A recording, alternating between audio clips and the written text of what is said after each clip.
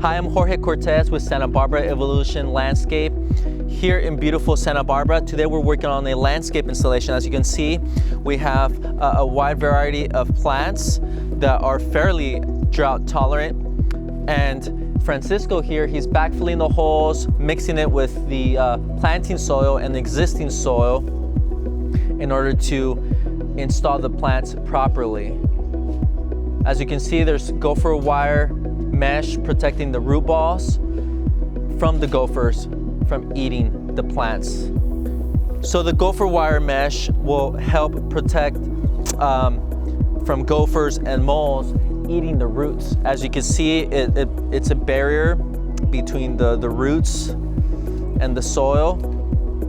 The roots will be able to grow through the mesh, but the gophers won't be able to eat the core of the roots of the plant, therefore ensuring the survival of the plants. It's been a major problem in Santa Barbara with gophers, moles, and other rodents and critters because of the drought that lasted approximately 6 years.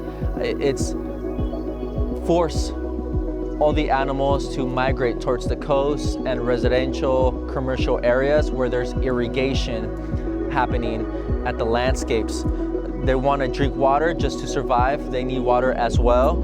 And as the hills in Santa Barbara dry up, especially during the late spring and summer, that's when the major gopher and mole infestation occurs. So it's really important to use gopher wire mesh to protect your plants, trees, and lawn each and every time you install a landscape.